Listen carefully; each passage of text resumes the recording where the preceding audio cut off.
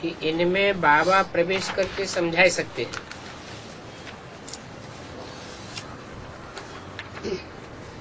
बाबा भी प्रवेश करते हैं ना।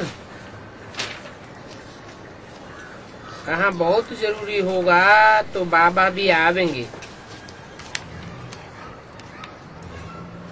मम्मा भी आती होगी। जो बच्चे सर्विस फील्ड पर जाते हैं, समझने वाला जिज्ञासु तीखा होता है, तो बाबा प्रवेश करके मदद करते हैं, मम्मा भी प्रवेश करके मदद करती है। अब ये सब समझने की बातें हैं। कहाँ मम्मा सहयोग करती है, कहाँ बाबा सहयोग करते हैं। ये तो जानते हो पढ़ाई फुर्सत के समय होती है।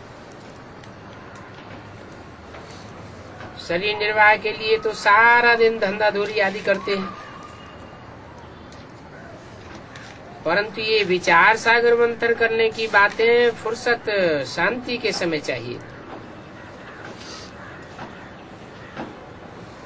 तुम्हारे में भी कोई कोई बहुत अच्छी सर्विस करने वाले हैं, तो जो अच्छी सर्विस करने की हिम्मत करते हैं उनको मदद करनी होती है। मदद देने के लिए उनकी आत्मा को याद करना पड़ता है। किसी को सकाश देना है तो शरीर को याद करके फिर आत्मा को याद करना पड़ता है। तुमको भी यही युक्ति अपनानी है। अगर कोई को सकाश देना है तो पहले उनके शरीर को याद करना, फिर उनकी आत्मा को याद करना। कोई अच्छा सबसे बच्चा है, कुछ नुकसान हो जाता है तो उनको मदद करनी चाहिए। मदद करने के लिए बाप को याद करना होता है, फिर खुद को भी अपने को आत्मा समझ कुछ न कुछ उनकी आत्मा को याद करना ही पड़ता है। तो जैसे वो सर्च लाइट हो जाती है, ऐसे भी नहीं कि एक जगह बैठ जाना होता है। लेटे लेटे भी याद कर सकते हैं, चलते फिरते खाते पीते याद में रहना होता है। 9 मार्च 1968 की वाणी का 30वां पेज। भोजन खाने के समय भी बाप को याद करो। दूसरे को करंट देनी है तो फिर रात को सवेरे को याद में रहना होता है। बच्चों को समझाया गया है, सवेरे उठ करके बाप को याद करो।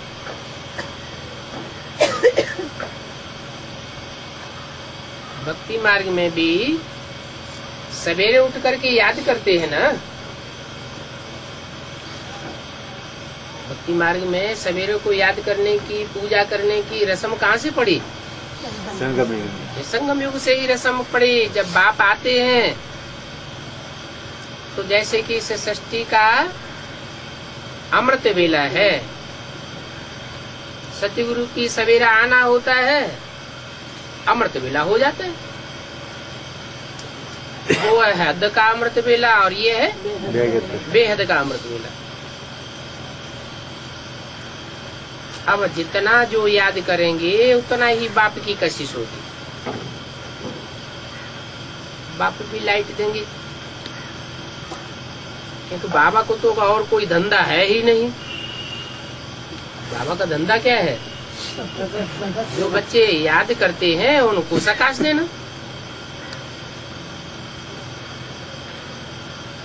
सर्विस है ना, सर्विस दिल में लगती है। सर्च लाइट देनी होती है।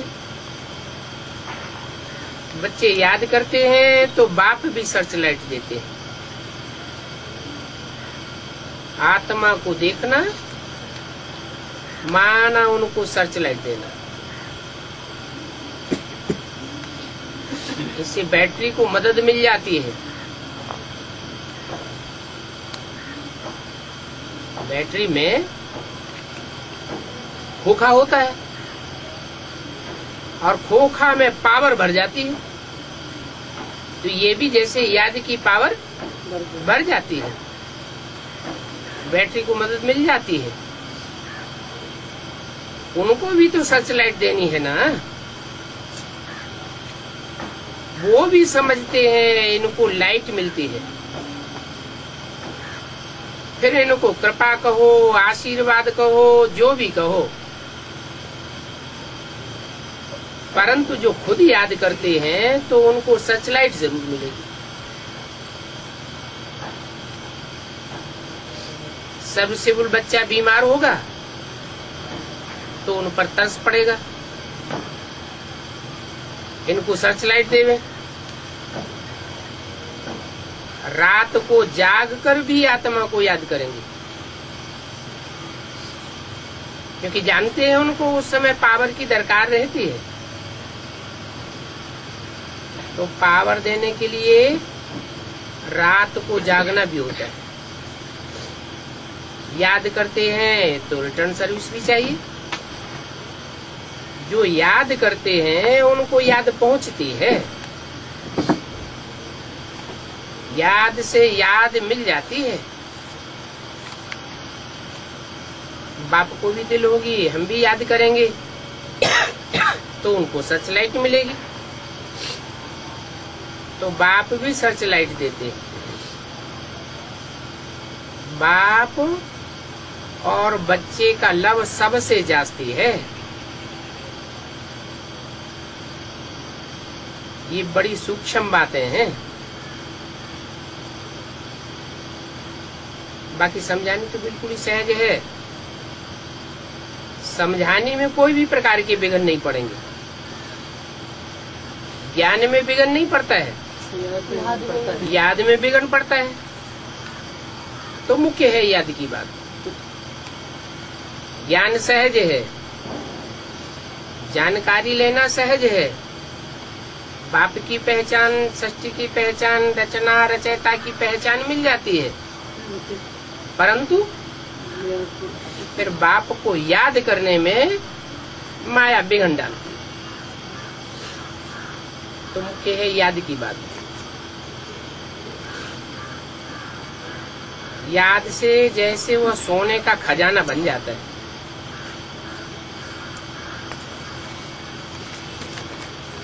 सोना सच्चाई को कहा जाता है। सोने में खाद पड़ती है। सोना बहुत मूल्यवान होता है, उसमें खाद पड़ती है। तो जो खाद पड़ती है वो उतनी मूल्यवान थोड़ी हो सकती। चांदी की खाद पड़ेगी, तांबे की खाद पड़ेगी, लोहे की खाद पड़ेगी। जो खाद पड़ती है वो सोने की कीमत को कम कर देती। सतयुग में सोना ही सोना है, सच्चाई ही सच्चाई है। सच्चे बात सुनकर के सच्चखंड स्थापन होता है। सत्य बाप आकर के सच्चखंड की राजधानी स्थापन करते हैं। और सत्य बाप को सच्चाई सबसे ज्यादा प्रिय है। बच्चों में कितनी भी पतितपने की जन्म जन्मांतर की खाद पड़ी हुई हो, बाप उन बच्चों को नफरत नहीं करते, परंतु जिन बच्चों में खाद होने के बावजूद भी छुपाने की आदत है, वो प्राप्ति नहीं करता। क्यों? क्योंकि जो सच्चा है वो कितना भी पतित है, परंतु बाप को प्रिय होने के कारण वो पतित से पावन बन जाता है, सोने का खजाना बन जाता है। उनमें फिर धारणा होती है। कहते हैं ना, शेरनी का दूध सोने के बर्तन में ठहरता है।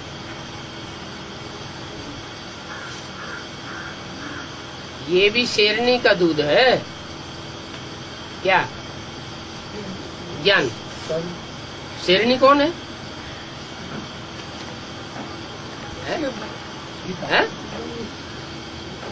अरे शेर होगा तो शेरनी भी होगी। संसार रूपी जंगल में शेर का भी पार्ट है तो शेरनी का भी पार्ट है।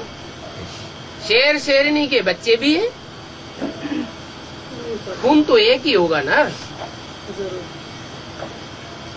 तो शेरनी का दूध मिट्टी के बर्तन में अगर रखा जाए तो इतना तीखा होता है कि फोड़ के निकल जाएगा। ये ज्ञान भी शेरनी का दूध है। अगर देह अभिमान की मिट्टी रूपी पात्र में डाला जाएगा तो ठहरेगा नहीं, फूट के निकल जाएगा। ठहरना है तो क्या करना पड़े?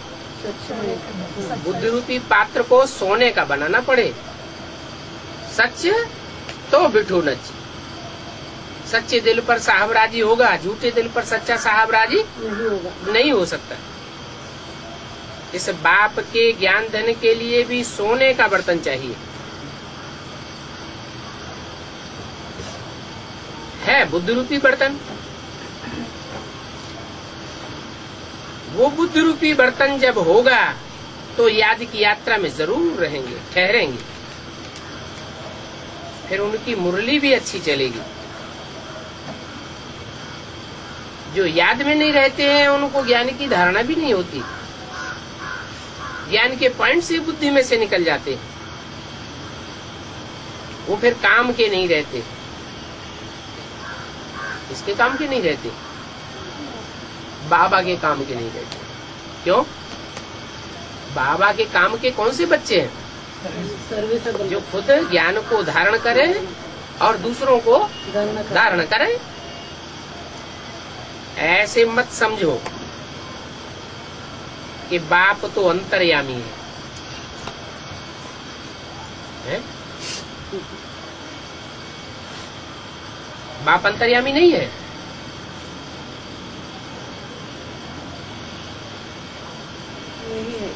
बाप अंतर्यामी नहीं है। फिर बहरयामी और अंतर्यामी की बात किसकी है? साकार क्या है? समझाना पड़ेगा। हाँ, जिस साकार में प्रवेश करते हैं वो साकार अंतर्यामी नहीं है, परंतु जो प्रवेश करने वाला है जनमण के चक्र से न्यारा है वो तो अंतर्यामी है। बाबा ने तो पहले ही ऐसे बोला था कि जो समझते हैं कि बाबा अंतर्यामी है ये सब गपोड़े हैं।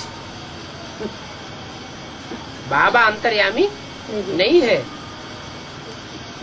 समझते हैं कि बाबा ने ये बोला और ये हुआ। अरे ये तो सब बातें भक्ति मार्ग में होती है। ये बड़ी समझ की बात है। भक्ति मार्ग में वो बातें चलती है। कोई ने कह दिया बच्चा होगा या बच्ची होगी, बोला बच्चा होगा, अच्छा बच्चा हो गया, बस। क्या समझ लेंगे? ये अंतर्यामी है। यही अंतर्यामी भगवान है। ऐसे अक्षर एक खेल हो जाता है। सन्यासी भी ऐसे कह देते हैं। अगर बच्चा न हुआ तो कहेंगे भाभी, उसको कहेंगे ईश्वर की भाभी, और तुम कहेंगे ड्रामा की भाभी। क्या?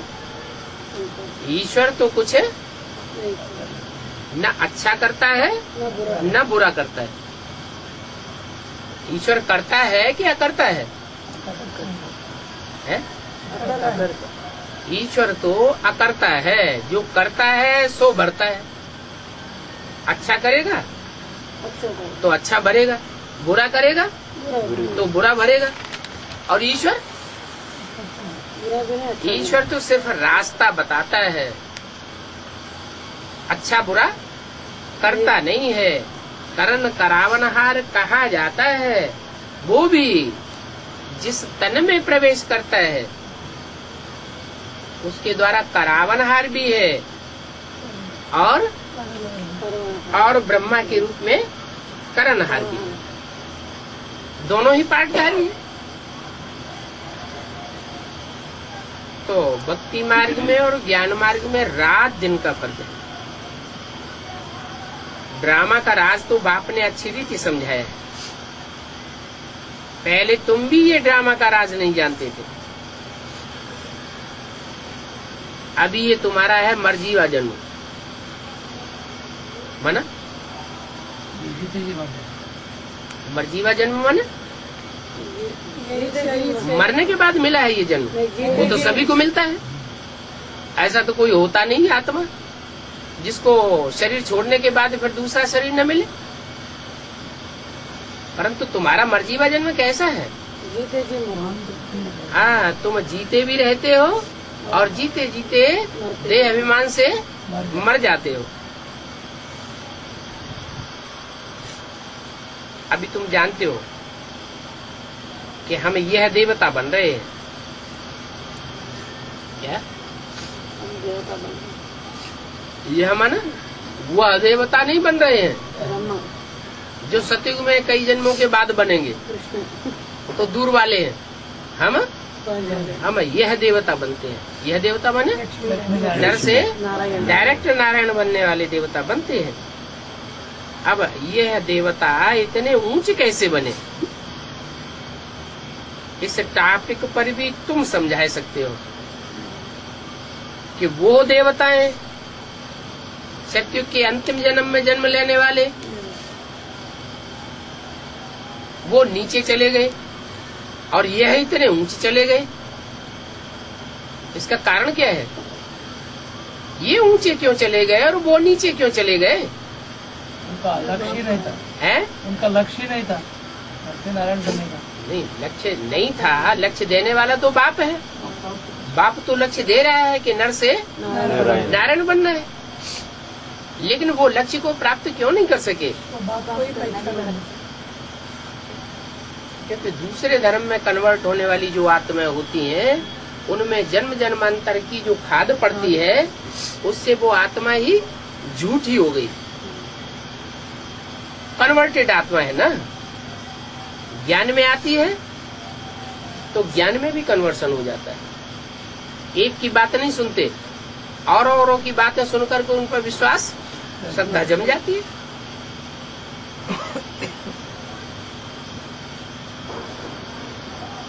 तो आज हम बतावेंगे कि इन लक्ष्मी नारायण को ये विश्व का मालिकपना कैसे मिला है? और जो लक्ष्मी नारायण है सतयुग के, उनको विश्व का मालिक कहेंगे? नहीं करेंगे। फिर काहे का मालिक कहेंगे? वो सतयुग के मालिक होंगे लेकिन विश्व के मालिक नहीं होंगे। वहाँ तो सिर्फ देवता वर्ण की आत्माएं होंगी। विश्व धर्मों की आत्माएं कहाँ होंगी? सारा विश्व वहाँ होता है क्या? नहीं। लेकिन ये तो सारे विश्व के मालिक बनते हैं। इनको ये विश्व का मालिक पना कैसे मिलता है, ये फर्स्ट क्लास टॉपिक है।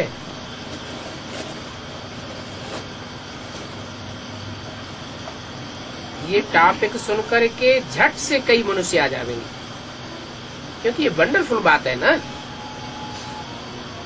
इतने बड़े बड़े महत्वाकांक्षी दुनिया में हुए, हिटलर, नेपोलियन, मुसोलिनी जैसे, वो विश्व के ऊपर बादशाही नहीं कर सके। और यहाँ कहते हैं विश्व के ऊपर बादशाही मिलती है। वो बादशाही भी पढ़ाई से। ऐसा कब नहीं सुना होगा कि कोई पढ़ाई पढ़ करके राजा बन गया हो। ये राजयोग की पढ़ाई बाप ही आकर के पढ़ाते हैं और एक ही जन्म में आकर के पढ़ाते हैं। और आत्मा में जन्म जन्मांतर की कंट्रोलिंग पावर भर जाती है। तो वंडरफुल बात है ना। लक्ष्मी नारायण को ये राज्य कैसे मिला तुम जानते हो, फिर कैसे गंवाया। हम सारी हिस्ट्री ज्योग्राफी बताते हैं, ऐसे तो कोई की भी बुद्धि में नहीं आवेगा। ये भी कहते हैं, कौन, ब्रह्मा बाबा, यह भी कहते हैं हम लक्ष्मी नारायण को पूजा करते थे। गीता पढ़ते थे, बाबा ने प्रवेश किया तो सब छोड़ दिया। गीता पढ़ना भी छोड़ दिया, लक्ष्मी नारायण की पूजा करना भी छोड़ दिया। साक्षात्कार हो गया। बाप कहते हैं इस साक्षात्कार के नशे में नहीं रहना चाहिए। क्या साक्षात्कार तो मीरा को भी हुआ, तुलसीदास को भी हुआ, सूरदास को भी हुआ। साक्षात्कार करने से कोई स्वर्ग में नहीं जाता है। ये नरक की दुनिया, नरक की दुनिया में मरेंगे तो कहाँ जावेंगे, नरक में ही जावेंगे। तो स्वर्ग में कैसे जावेंगे? स्वर्ग में तब जावेंगे जब हम याद करते करते ऐसे वाइब्रेशन बनावे कि हमारे चारों तरफ जो वाइब्रेशन की दुनिया हो वो स्वर्ग जैसी हो जाए। क्या वाइब्रेशन? तो हम जब शरीर छोड़ेंगे उस समय जब हमारा वाइब्रेशन ही स्वर्गीय हो जाएगा तो हम कहाँ जन्म लेंगे? स्वर्ग की दुनिया में जन्म लेंगे। तो बाप कहते हैं मुझे याद करो तो तुम्हारे पाप कर्म सब भस्म हो जाएंगे। जो पाप कर्मों का वाइब्रेशन तुम्हारे चारों ओर चक्कर लगाए रहा है हिसाब किताब पूरा करने के लिए, वो वाइब्रेशन सारा नष्ट हो जाएगा। इसमें कुछ भी गीता आदि पढ़ने की बात नहीं है। गीता आदि पढ़ने से, ज्ञान कोई सुनने से, सुनाने से स्वर्ग का वाइब्रेशन नहीं बनेगा। कैसे बनेगा? याद करने से वो वाइब्रेशन स्वतः ही बनेगा। जितना बीज रूप स्टेज धारण करेंगे उतना वाइब्रेशन बढ़िया बनता जाएगा। निराकारी बनेंगे तो आत्मा निर्विकारी बनेगी, निर्विकारी बनेंगे तो निरहंकारी बनेंगे। माना निराकारी, निर्विकारी, निरहंकारी बनेंगे माना बाप समान बन जाएंगे। जो बाप समान बनेंगे, बाप समान बनेंगे माना निराकार ज्योति बिंदु समान, या साकार में जो बाप निराकार ठहरा हुआ है उसके समान। जो साकार में निराकार स्वरूप पार्ट बजाय रहा है उसके समान पार्ट बजावेंगे तो तुम बाप समान बन जाओगे। बाप कहते हैं गीता में सब झूठी बात है।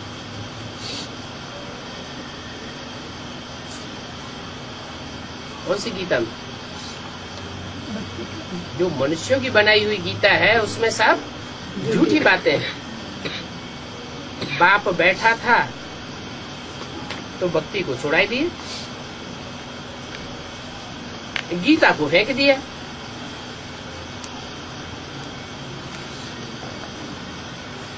ऐसा हुआ तो फिर कब शिव का दर्शन करने भी नहीं जाते थे।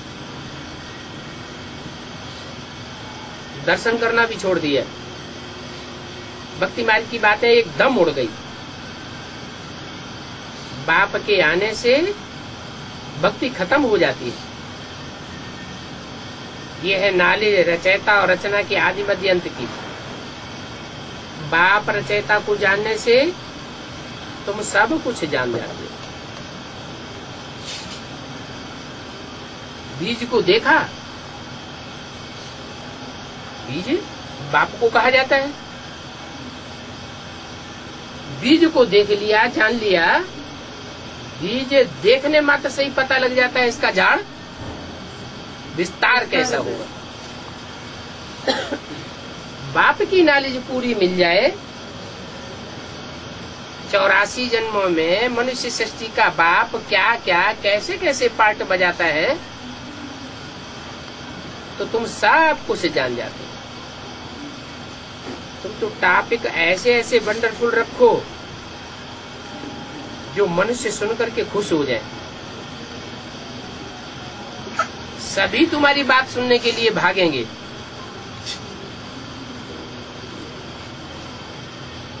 आजकल तो बड़े बड़े नेताएं आते हैं तो उनकी बात सुनने के लिए दूर दूर से भाग खड़े होते हैं।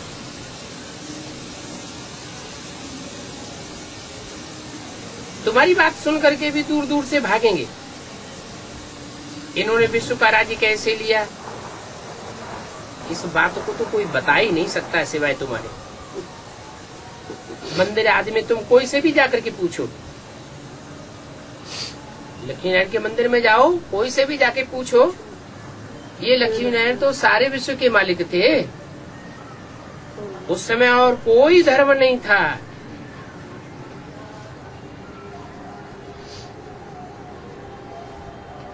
भारत ही था, और भारत में एक ही आदि सनातन देवी देवता धर्म था।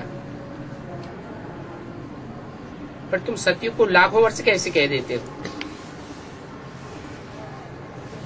औरों को तो, और धर्म वालों को तो 2000 2500 साल देते हो, और देवी देवता सनातन धर्म को लाखों वर्ष कह देते हो। इन्हों को तुमने लाखों वर्ष कैसे कह दिया? इन लक्ष्मी नारायण की तो शास्त्रों में भी हिस्ट्री बताई है। क्या हिस्ट्री बताई है? क्राइस्ट में वो क्रिश्चियंस के धर्म ग्रंथों में, बाइबल में क्या बताया है? क्राइस्ट से 3000 वर्ष पहले भारत में पैराडाइज था। किसी की भी बुद्धि में नहीं आता है। मोहनजोदड़ो, हड़प्पा, सिंध घाटी की सभ्यता की खोज हुई, खुदाई हुई, तो उसमें जो भी चीजें मिली, उन चीजों की तहकीकात की गई, तो पता चला कि 5000 वर्ष से पुरानी कोई चीजें थी ही नहीं। महाभारत युद्ध के लिए भी क्या कहते हैं 5000 कि 5000 वर्ष पहले महाभारत युद्ध हुआ। भगवान ने आकर के गीता ज्ञान से षष्ठी को पलटाया, परंतु फिर कह देते हैं अभी कलयुग को 5000 वर्ष हुए। कलयुग अभी रेगड़ी पहन रहा है, बच्चा है। लाखों वर्ष में मनुष्य मच्छरों में सल ढेर के ढेर हो जाएंगे। उनको मनुष्य कहेंगे क्या?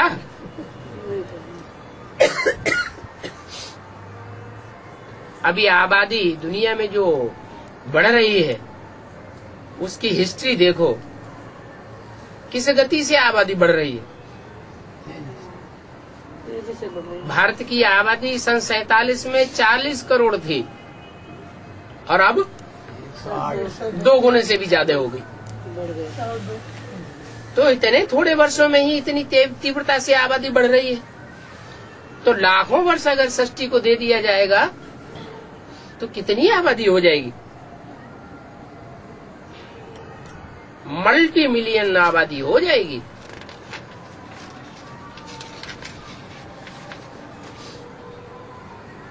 नौ मार्च 68 की वाणी का 4था पेज। लोगों की बुद्धि में कुछ भी बैठता नहीं है। तुम इस तरह की थोड़ी भी बातें सुनावेंगे तो बंडर खावेंगे, परंतु सबकी बुद्धि में नहीं आवेगा। तुम्हारे जो कुल के होंगे उनकी बुद्धि में आवेगा, तुम्हारे कुल के नहीं होंगे तो उनकी बुद्धि में तुम्हारी बातें बैठेंगी नहीं। कहेंगे ये पता नहीं क्या बोलते हैं। ब्रह्मा कुमारियों को समझते हैं कि इनका ज्ञान तो वंडरफुल है, विचित्र ज्ञान है ना। ये ज्ञान तो आत्माओं के लिए है, देह अभिमानियों के लिए ये ज्ञान नहीं है। किसकी बुद्धि में बैठेगा? है?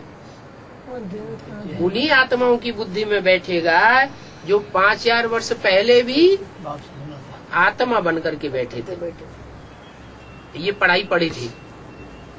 जो देह अभिमानी बन करके बैठते हैं उनकी बुद्धि में ये नॉलेज बैठती ही नहीं।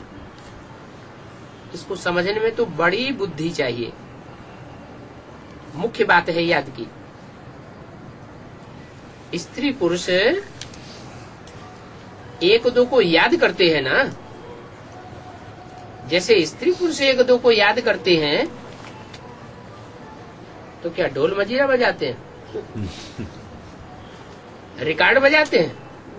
नहीं, नहीं बजाते ना। लाल लाइट करते हैं? नहीं करते हैं। और यहाँ क्या कर रहे हैं? यहाँ कितने साधन इकट्ठे करते हैं। अरे जहाँ लगाव लग जाता है वहाँ याद तो ऑटोमेटिक आती है। आत्माओं की बात है, जो आत्मा परमात्मा बाप को याद करती है तो बाप भी उनको याद करते हैं। याद से याद खींचती है, कशिश होगी, वो सूक्ष्म बात है। मैं सर्वसेवल बच्चों को भी याद करता हूँ ना, क्यों? सर्विसेबल बच्चे बहुत पसंद है। बाप की बुद्धि में आता है कि ये बच्चा सर्विस मेरे धंधे में मेरा विशेष सहयोगी है। लौकिक दुनिया में भी ऐसे होता है क्या? बाप का जो बच्चा दुकान ज्यादा संभालता है तो बाप उसको प्यार करते हैं। बहुत प्यार करता है, बहुत याद करता है, बहुत याद आता है। जैसे मनोहर है, ये कितनी सर्विसेबल बच्ची है, कितना इसको सहन करना पड़ता है।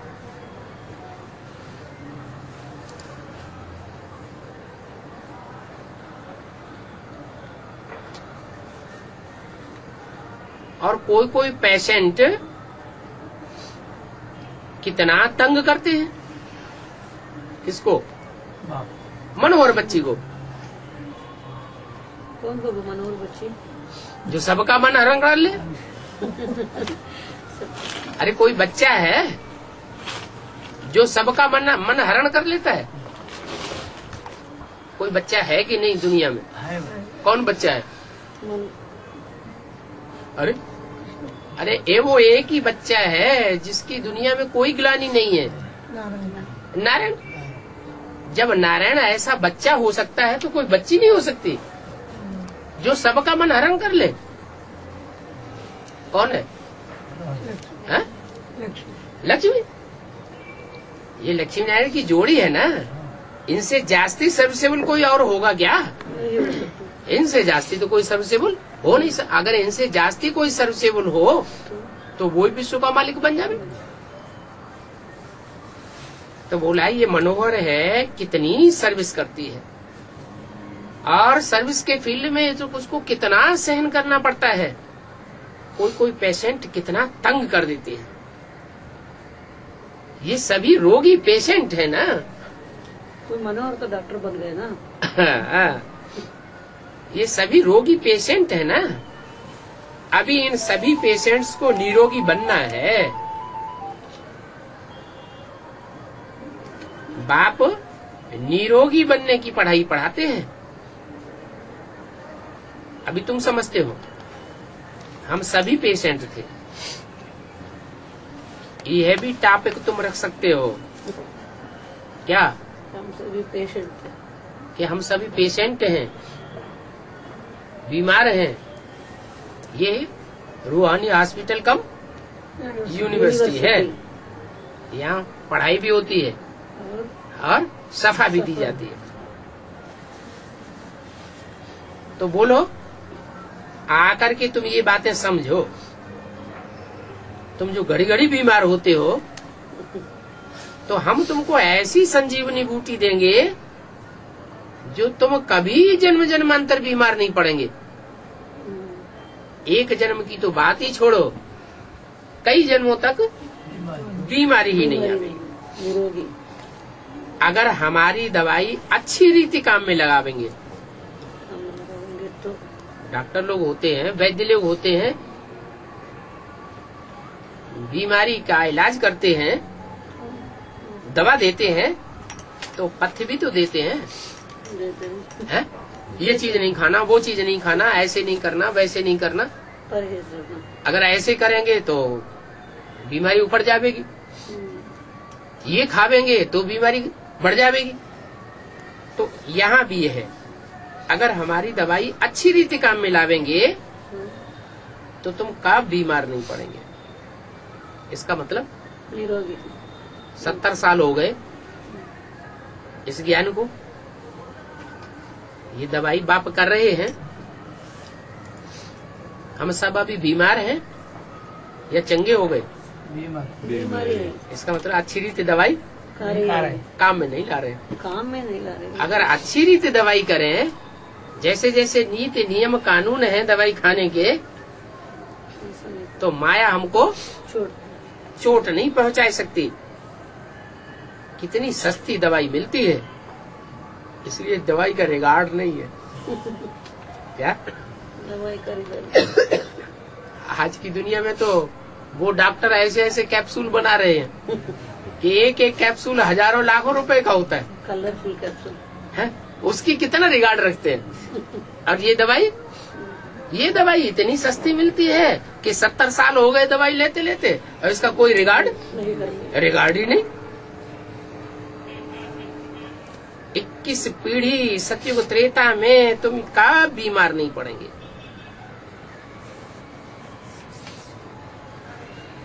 वो दुनिया है ही स्वर्ग। तो ऐसे ऐसे पॉइंट्स नोट करके फिर भाषण में लिखना चाहिए, तो ढेर सारे पॉइंट्स इकट्ठे हो जाएंगे। तुम बच्चे तो सर्जनों के भी सर्जन हो। वो सर्जन तो प्लास्टिक सर्जरी करते हैं, 6-8 साल चलती है, फिर दोबारा करनी पड़ती है। और तुम तो ऐसी सर्जरी कर देते हो कि 21 जन्म तक फिर कभी भी सर्जरी करने की दरकार ही नहीं पड़ेगी।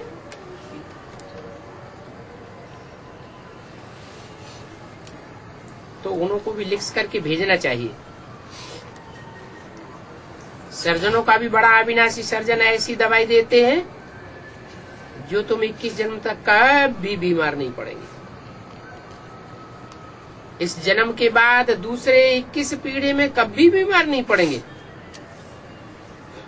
हम इस जन्म के लिए नहीं कह रहे हैं, हम भविष्य 21 जन्मों की बात कर रहे हैं। भविष्य 21 जन्म के लिए कहा जाता है। अभी तो संगम है। ऐसी ऐसी बातें सुनकर के मनुष्य बहुत खुश होंगे। भगवान कहते हैं मैं अविनाशी सर्जन हूँ। भगवान को सब याद भी करते हैं ना।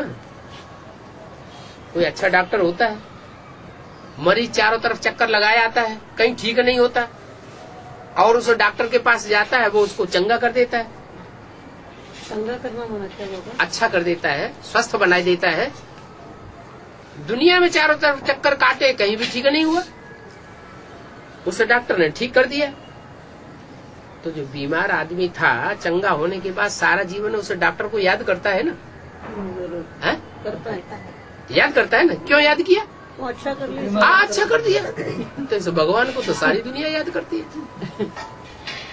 ऐसे ही याद करती है। जरूर भगवान ने आकर के इस दुनिया के जितने भी पेशेंट्स हैं सबका आकर के इलाज कर दिया। इसलिए सारी दुनिया उस सर्जन को याद करती है। वो अविनाशी सर्जन है, याद करते हैं ना सब। कहते हैं पतित पावन अविनाशी सर्जन आओ, और अभी मैं आया हुआ हूँ कितने साल से? 70 साल से 70 साल हो गए आए हुए। फिर रिगार्ड देते हैं। अभी मैं आया हुआ हूँ, अविनाशी सर्जन हूं ना। कोई कोई याद भी करते हैं, अभी नहीं समझेंगे क्या, पिछाड़ी में सब समझेंगे क्या अविनाशी सर्जन आए। कि अविनाशी सर्जन आया हुआ है। अभी दवाई की कदर नहीं करते हैं, पिछाड़ी होगी तब तो सबको कदर हो जाएगी। दिन प्रतिदिन जो टॉपिक निकलती रहती है उनको ऊपर उठाते रहो। बाबा युक्तियां बहुत बतलाते हैं। पूछते हैं सतयुगी शिवालय के हो या कलयुगी वैश्यालय के हो, प्रश्न पूछो। पहले किससे पूछो? हाँ? अपना बेसिक नॉलेज पहले किससे पूछो? पहले अपने से पूछो।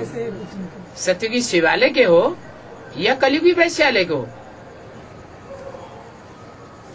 पूछना चाहिए ना। कितनी अच्छी पॉइंट है, परंतु पत्थर बुद्धि समझते ही नहीं है। बाप कहते हैं दिन प्रतिदिन तुमको कितनी गुह्य पॉइंट सुनाता रहता हूँ। कौन सी युग में आके सुनाता हूँ? संगम युग में आकर के दिन प्रतिदिन तुमको कितनी गुह्य पॉइंट सुनाता रहता हूँ। 70 वर्ष से गुह्य पॉइंट सुनते ही रहते हैं। नई नई बातें सुनते ही रहते। जो दुनिया में कोई नहीं जानता, हम सुनते रहते हैं। और आगे आगे और भी गुह्य बातें सुनने को मिलेंगी या पुरानी बातें ही सुनेंगे? नई नई और नई नई बातें सुनते रहेंगे, वंडर खावेंगे। इतनी वंडरफुल बातें। एक ही टाइम अगर सारी बातें सुना दूं तो फिर ज्ञान सागर कौन कहेगा? इसलिए सारी पॉइंट एक साथ नहीं सुनाते हैं। अभी जैसे जैसी पॉइंट से मिलती जाती है वैसे वैसे तुम्हारी खुशी बढ़ती जाती है। दवाइयाँ निकलती है ना, कोई भी मर्जी की दवाइयाँ निकलती हैं तो पहले ढीली दवाइयाँ निकलती हैं, कम पावर की निकलती हैं, फिर बाद में उनकी पावर बढ़ाते रहते हैं और ही ज्यादा पावरफुल दवाइयाँ निकलती हैं। तो ऐसे ये भी है, बाप पहले हल्की हल्की पॉइंट सुनाते हैं, बाद में स्ट्रांग पॉइंट देते हैं। परंतु देखो पत्थर बुद्धि समझते ही नहीं है। सोने को गलाने में बहुत टाइम लगता है। खाद पड़ी है ना क्या? जिस सोने में जितनी खराब खाद पड़ी हुई होगी उसको गलाने में उतना ज्यादा टाइम लगेगा। और सोना तो वैसे भी धीमी आग में पिघलता है या तीक्ष्ण आग में पिघलता है? तीक्ष्ण। जब तीखी आग लगाई जाती है तो सोना पिघलता है। तुम्हारे में भी खाद निकालने में कितना टाइम लगता है माना? क्योंकि योग की अग्नि कभी अभी ज्ञान की भी जोर नहीं है तो याद का भी जोर नहीं है। आगे चल करके ज्ञान के तीखे तीखे पॉइंट्स निकलेंगे तो याद में भी जौहर भरता जाएगा। याद की अग्नि बहुत तीव्र होगी तो सोने के गलाने से खाद निकल जाएगी। इसका मतलब याद अभी धीमी है या तीखी है? धीमी याद है, इसलिए पाप कर्म भस्म नहीं होते हैं। धीमी याद का मतलब क्या है? कम याद तो करते हैं कमी है, लेकिन अभी अभी जो याद करते हैं उसमें दूसरों की याद भी मिक्स होती रहती है। तो पक्की या व्यभिचारी याद नहीं कहेंगे। जब पक्की अभिविचारी याद होगी, तीखी अग्नि होगी, तो पाप कर्म भस्म होंगे। जानते तो हो कि सोना भी बहुत तेज आग से गलता है। धीमी आग में सोना नहीं गलता। कब नहीं गलेगा। बाप भिन्न भिन्न प्रकार से समझाते रहते हैं। ऐसे बाप को बहुत प्यार से याद करना चाहिए।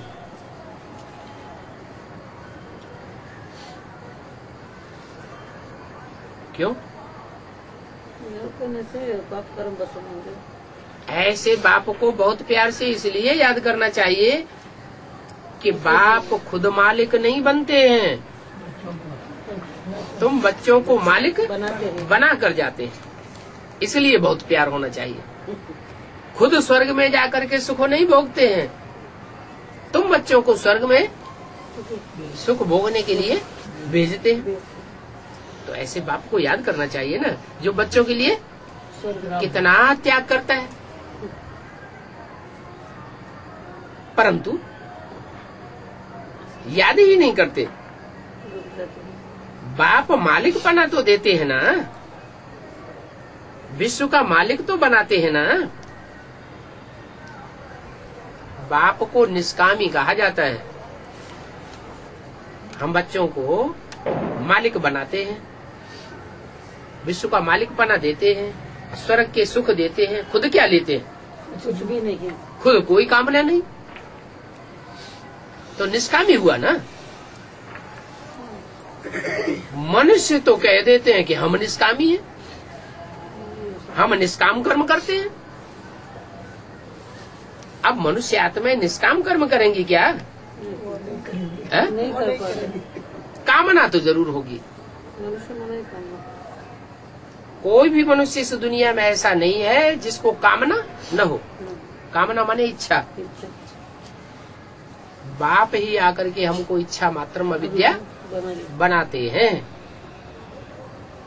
अब जो जो इच्छा मात्रम अविद्या बनेंगे वो नंबर आगे ले लेंगे। और तो कोई निष्कामी हो भी नहीं सकता। निष्कामी सिर्फ एक ही बाप है। बच्चों को कहते हैं, बच्चे मैं तुमको नमन करता हूँ।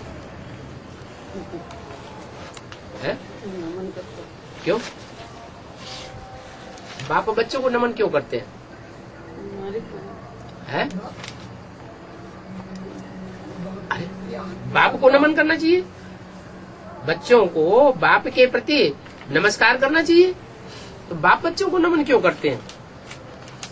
बाप को देख नहीं, नहीं, इसलिए नमन करते हैं कि तुम विश्व के मालिक बनते हो। मैं तो विश्व का मालिक नहीं बनता। मैं तो तुम्हारा ओबीडिएंट सर्वेंट बन के आता हूँ। तो सर्वेंट क्या करता है? नमन करता है। मैं तो तुम्हारी सेवा करके वानप्रस्थ अवस्था में चला जाऊंगा। क्या? अभी मैं बोल करता हूँ, फिर जब तुम्हारी सेवा पूरी हो जाएगी, तुम सालिम बन जावेंगे, सगीर बुद्धि बन जावेंगे, तो फिर मैं वाणी से परे चला जाऊंगा। बाबा अभी विश्व का मालिक तो बच्चे नहीं बनाए, फिर भी अभी क्यों नमन करना है? जानते हैं ना ये विश्व के मालिक बनने वाले हैं। बनने वाला है लेकिन नहीं बना। जो युवराज होता है तो युवराज का रिगार्ड किया जाता है कि नहीं? किया जाता है। रिगार्ड किया जाता है। तुम विश्व के मालिक बन सकते हो क्या? बाप की उम्मीद है। कोई भी बाप ऐसा नहीं होगा जिसकी बच्चों में उम्मीद न हो। बाप की तो बच्चों में उम्मीद रहती है। तो बाप भी कहते हैं तुम विश्व के मालिक बन सकते हो। मैं तो तुम्हारी सेवा करके वापस चला जाऊंगा। बहुत जन्मों के अंत के भी जन्म में प्रवेश करता हूँ। क्या? ऐसे नहीं कि बीच के जन्मों में प्रवेश कर जाता हूँ। तुम्हारे बहुत जन्म जब पूरे होते हैं, बहुत जन्म कितने? 84 जन्म। उन 84 जन्मों के अंत में भी मैं प्रवेश करता हूँ। माना बहुत जन्मों का जब अंत होता है तो 84वां जन्म है। 84 जन्मों का अंत होता है तो 60 साल कहा जाता है वानप्रस्थ। और वानप्रस्थ अवस्था होने के बाद जब 40 साल और पूरे होते हैं तो ब्रह्मा के कितने साल पूरे हो जाते हैं? 100 साल पूरे होते हैं तब तो 1 सेकंड में ब्रह्मासु क्या बन जाता है? विष्णु बन जाते हैं। 60 वर्ष बाद वानप्रस्थ अवस्था होती है ना। सतयुग में तो वानप्रस्थी कोई होते ही नहीं है। वो थोड़े ही समझते हैं कि वानप्रस्थ माना वाणी से परे जाना, और देवताएं तो वाणी में आते भी नहीं है। वो सारा कामकाज उनका इशारे से चलता है। इशारे की भाषा होती है या वाणी चलानी पड़ती है? इशारे की भाषा होती है। ये सभी पॉइंट अभी बाप तुम बच्चों को समझाते हैं। जो बाप को जानते हैं वो ही बाप को मीठे लगते हैं। क्या वाणी से परे जाना माना? असली वाणी से परे वानप्रस्थ अवस्था उनकी कहेंगे बेहद में, जिनकी ऐसी स्टेज बन जाए मनसा वाइब्रेशन की कि मुख से बोलने की भी दरकार न पड़े, यूं देखा और देखने मात्र से ही सामने वाले को समझना पड़े। क्या उनकी बुद्धि खुल जाए, उसको कहते हैं संग का रंग। पारस पत्थर होता है ना, क्या यादगार है? कहते हैं पारस पत्थर सोने के साथ जब स्पर्श किया जाता है और लोहे के साथ स्पर्श किया जाता है तो लोहा भी सोना बन जाता है। अब कोई ऐसा पत्थर कोई होता नहीं है। ये तो यहाँ की बात है कि जो मंदिर बने हुए हैं पार्श्वनाथ के जो मंदिर बने हैं वो किस बात की यादगार है? कि तुमने ऐसा पद पाया है, तुमने पुरुषार्थ करके ऐसा वाइब्रेशन अपना बनाया है कि जो भी आत्माएं तुम्हारे समक्ष आवेंगी सामने आने मात्र से ही परिवर्तित हो जाएंगे। उस समय तुमको इतनी वाणी चलाने की दरकार नहीं होगी। उसको कहेंगे असली वानप्रस्थ अवस्था। बाप कहते हैं जब बहुत याद करेंगे तो तुम्हारे बहुत पाप कटेंगे। मैं पतित पावन हूँ, क्या अर्थ है? पतितों को पावन बनाने वाला हूँ।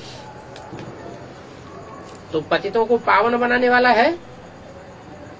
कैसे बनाता है पतितों को पावन? ज्ञान सुना के? ब्रह्मा के तन में आके ज्ञान तो बहुत सुनाया, पतित से पावन कोई बना नहीं।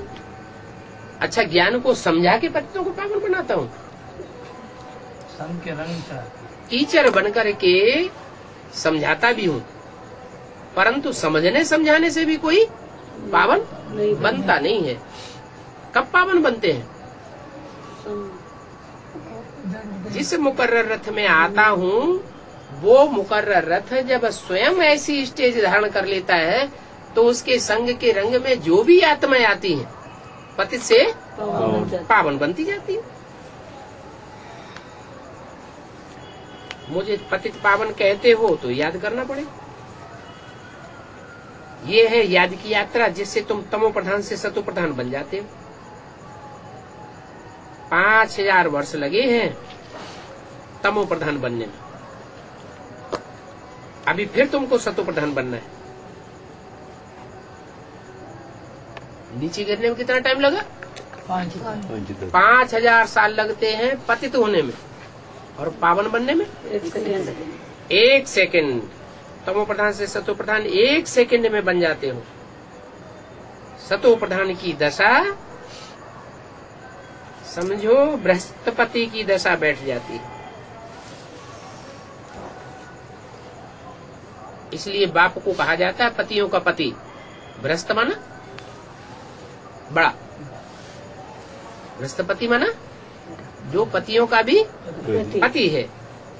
बाप को तो जरूर याद करना चाहिए, परंतु माया अभी बहुत अपोजिशन करती है। बाबा के बने तो याद रहना चाहिए ना,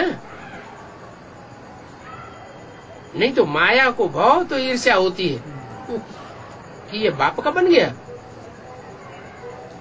मैं देखती हूँ ये कैसे बाप का बन के रहता है, तो माया वार करती है। सर्वशक्तिमान।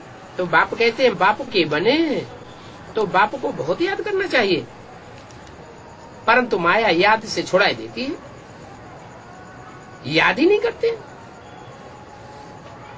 याद करने के लिए मैनर्स भी बहुत अच्छे चाहिए। खुद ही तो डायरेक्शन देते हैं माया को। क्या जिनके अच्छे मैनर्स नहीं हैं, जो श्रीमत पर नहीं चलते हैं, हे माया बेटी तुम उनको बहुत बहुत फटकाओ। कोई कोई के तो मैनर्स बहुत खराब होते हैं। शिव बाबा का फरमान ही नहीं मानते। फरमान माना श्रीमत। श्रीमत। तो जो श्रीमत बाबा की नहीं मानते हैं, उनके लिए बाबा ने किसको तैनात किया हुआ है? माया बेटी को तैनात किया हुआ है कि इनको खूब फटकाओ। अभी बाप आए हुए हैं, बाप इन द्वारा राय देते हैं। किन द्वारा? रामकृष्ण की आत्माओं के द्वारा राय देते हैं। तो इनकी भी माननी चाहिए ना। किनकी? रामकृष्ण की बात भी माननी चाहिए ना, परंतु इनकी बात को भी नहीं मानते। राम के द्वारा जो फरमान मिलते हैं या कृष्ण वाली आत्मा के द्वारा जो फरमान मिलते हैं, उनकी बात भी नहीं मानते। नहीं मानते हैं तो क्या कहेंगे? धनी के हैं कि निर्धन के हैं? निर्धन के हैं। निर्धन के हैं। उनको निभागा कहा जाता है। निभागा माना बाबा। निभागा माने भाग्यहीन। ओम शांति।